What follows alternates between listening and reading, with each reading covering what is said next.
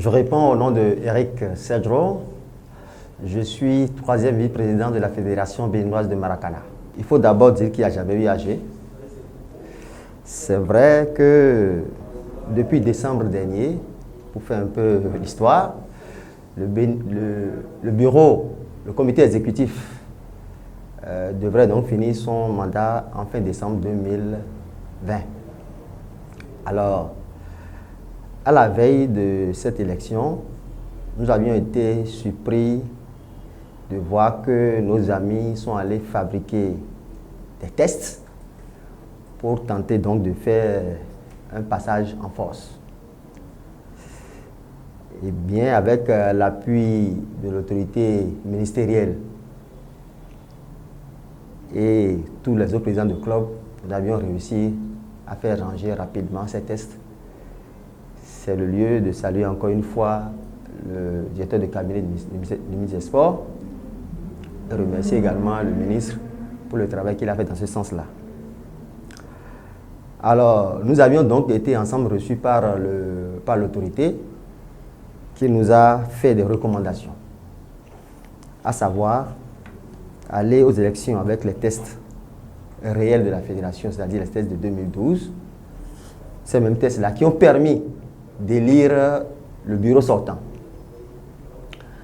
Ensuite, il nous a été demandé de nous retrouver très rapidement en réunion afin de discuter des contours et de relancer le processus électoral. Et un dernier point, le prolongement de la date de l'Assemblée générale. Alors, à la sortie de cette réunion, nous avions été surpris de ce que le premier vice-président, qui fait office de président, vu que le président même n'est plus au pays depuis plus de 2 ans, n'a pas cru devoir convoquer aucune réunion.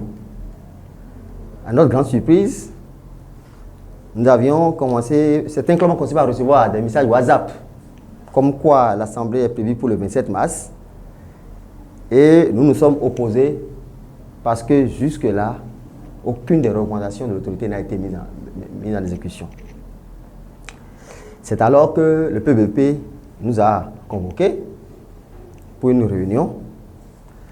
Et à cette réunion,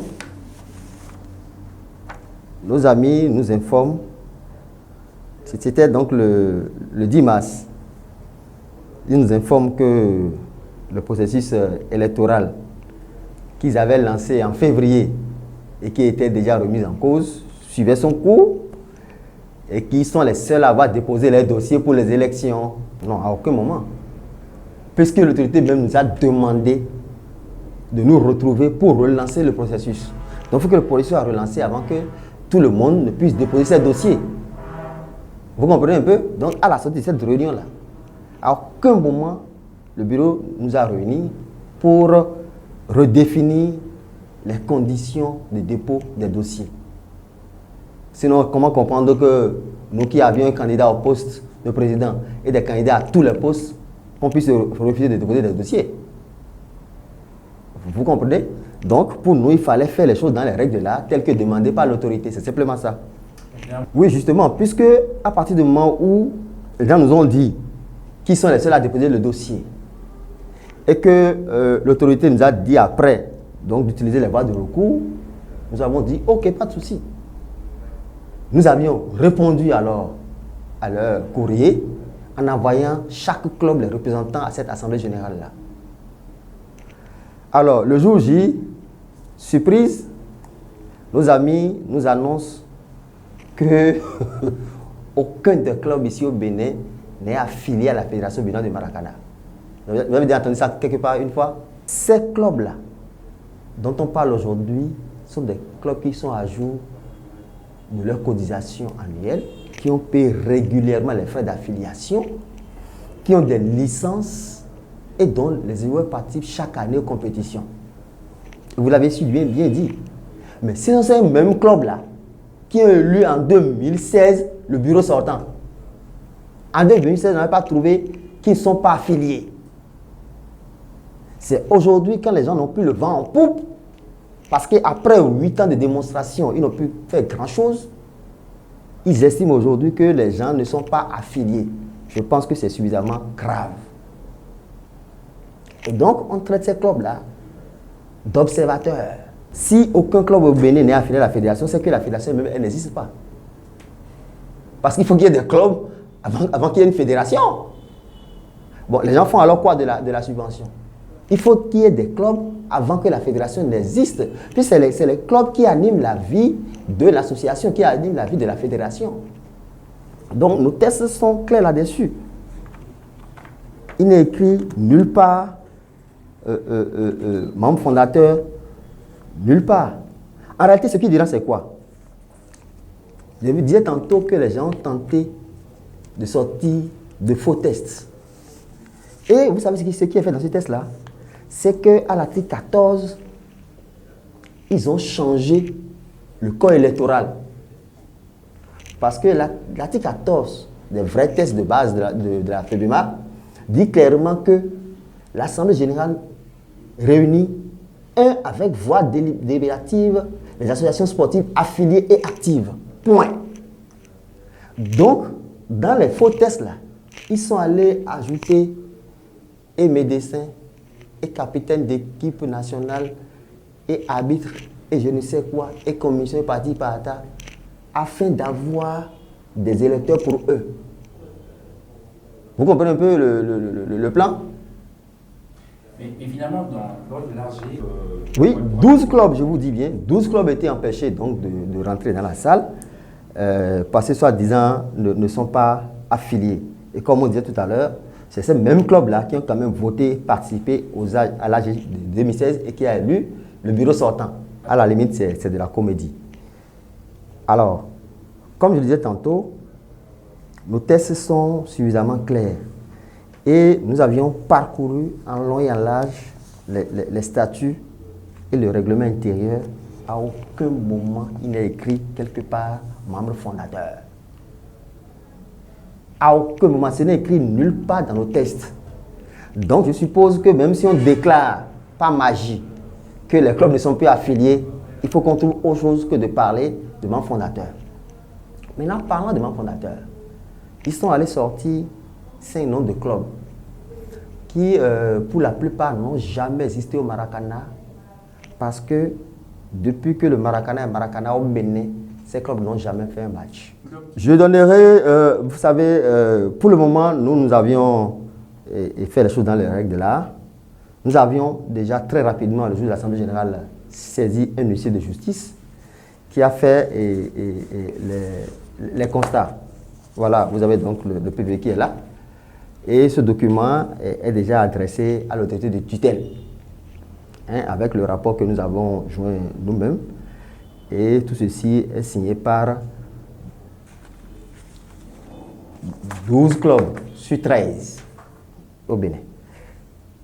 Et donc, je parlais des équipes, des clubs fondateurs. Je prendrai deux exemples simplement. En attendant, comme désormais l'affaire va être à la justice, je me permets de ne pas tout dire. Comme je me plais bien à le dire, même fâché, on ne dit pas tout. Alors, un club qu'on appelle Marché Blanc. Ce club est supposé être le club du président Philippe Totonné. Et ceux qui ont fait de ce club-là aujourd'hui un club fondateur, c'est vrai, ils sont spécialistes en gros mensonges, mais quand vous le faites un peu trop, finalement vous vous trompez. En réalité, ce club, c'est moi, en tant que président sacre d'alors, qui ai formé l'équipe là. C'est moi qui suis allé voir le président Philippe à son bureau un jour pour lui expliquer que le fait qu'il soit président de la Fédération béninoise de Maracana et que lui-même qui n'ait aucun club qui anime la discipline, cela n'est pas très bon. Et donc je lui ai proposé alors de monter quand même une équipe qui sera dans la danse. Et c'est de là qu'il m'a dit, ah président, bon, si tu veux m'aider, allez, allons-y. Et comme il n'a pas de joueurs ni rien pour monter l'équipe, nous avions libéré une douzaine de joueurs régulièrement licenciés au sacre au profit de son équipe. Et c'est moi qui ai signé les 12 lettres de libération. J'ai adressé donc un courrier au secrétaire général de la Fédération et j'ai payé les frais de licence pour la nouvelle équipe. Mais d'où est sorti le nom de l'équipe? En réalité, j'ai demandé au président de me donner le nom de l'équipe. Et il me disait, bon, de voir ce que je peux faire. Et dans la même période, il était en passe de créer une nouvelle entreprise donc, qui voulait se nommer Marché Blanc. Et c'est là que je lui ai proposé, alors si c'est ça, donnons le nom de ta nouvelle entreprise à l'équipe simplement. C'est comme ça qu'est né Marché Blanc. Et tout ceci se passait, je vous dis bien, en 2017. En 2017. Moi, j'étais déjà au Maracana en 2014. Et j'ai créé Marché Blanc pour le président Philippe Totonde en 2017. Vous avez les licences des joueurs avec moi. Voilà. Le maillot que l'équipe la portait, c'est moi qui l'ai acheté. Les chaussures, les frais de déplacement, les entraînements, tout ce qui concerne l'équipe, c'est moi qui le faisais. J'en ai fait un point au président qui, à l'heure d'aujourd'hui, n'a pas pu devoir solder. Et voilà bizarrement que voilà que cette équipe que moi j'ai créée en 2017, les gens en font membre fondateur. Les gens le font naître en 2012.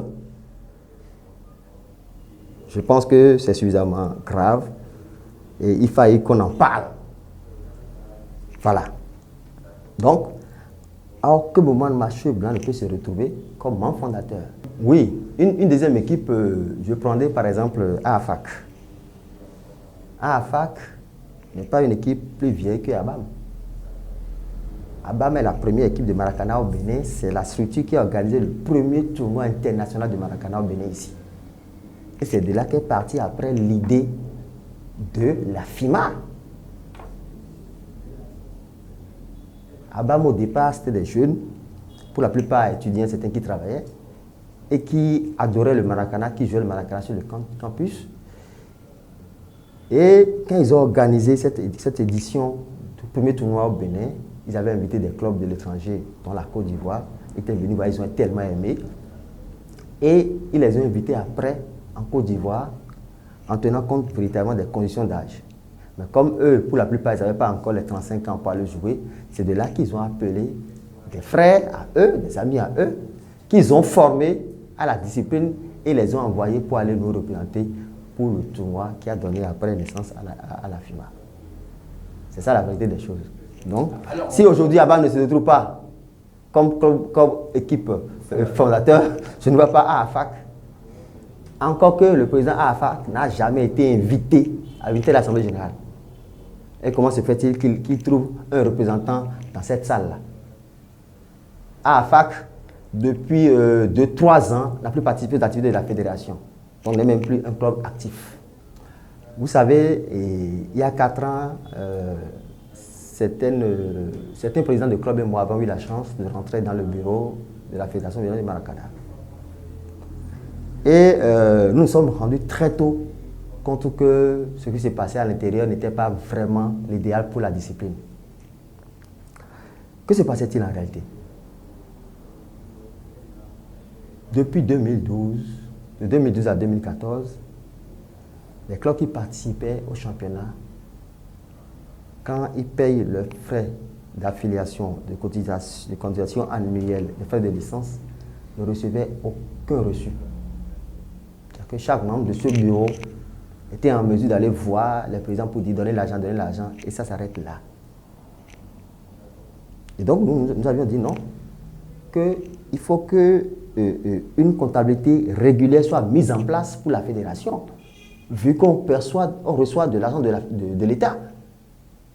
Et que désormais, nous avions instauré que toutes les équipes doivent payer auprès du trésorier général adjoint qui se doit de reverser les sous directement sur le compte bancaire de la fédération. Et là, nous avons le récépissé de versement et ensuite, le trésorier général adjoint délivre en même temps les reçus au club. Donc, c'est vous dire que c'est seulement à partir de 2016, à notre entrée dans ce bureau, que les clubs ont commencé par avoir des reçus pour les paiements. Autre chose, je peux vous dire que nous, en ayant fait 4 ans dans ce bureau, tenez-vous tranquille, que nous n'avions jamais vu un seul relevé bancaire de la fédération. Parce que le président n'étant pas ici, signe les chèques à blanc qui se retrouvent dans les mains du trésorier général, qui à un moment donné devrait partir aussi, les signe également, et donc les 2 scientifiques sont sur les chéquiers, et ce chéquier-là tombe dans la main de qui? De l'organisateur de la fédération, en présence de nous autres vice-présidents. Et après, vous connaissez la suite de l'histoire. C'est pour ça qu'en 4 ans, nous n'avions jamais eu la chance de voir un seul relevé bancaire afin d'avoir une idée de comment nos sous sont gérés. Et donc aujourd'hui, je pense que c'est tout ça qui dérange en réalité. Et si vous avez passé 8 ans dans un même bureau, que vous n'avez pu faire grand-chose, je vous dis, les changements majeurs que nous avions eus ces 4 dernières années sont le fruit de toute modestie gardée quand même, de nous autres qui avions dit vraiment il faut que les choses changent un peu. Et c'est ça qui dérange aujourd'hui nos amis. Alors, qu'est-ce que nous attendons des autorités? Déjà, au départ, nous avions voulu être très sportifs et ne pas aller devant les tribunaux. Mais il y a des choses graves qui se disent, qui se font, qui se sont faites, qui nous obligent désormais à prendre nos responsabilités. Nous avions régulièrement déjà saisi le ministre des Sports. Nous avions, comme je vous l'ai dit au départ, combien d'huissiers qui a fait son travail. Ce rapport-là aussi a été déposé déjà à l'autorité de tutelle. Nous avions également adressé un courrier à la FIMA pour faire part un peu de cette situation. Et au-delà de ça, je pense que la justice également fera son travail, parce qu'il y a beaucoup de mal dit, et beaucoup de choses également que nous n'allons pas pouvoir évoquer ici, parce que comme je l'ai dit, même fâché, on ne dit pas encore tout.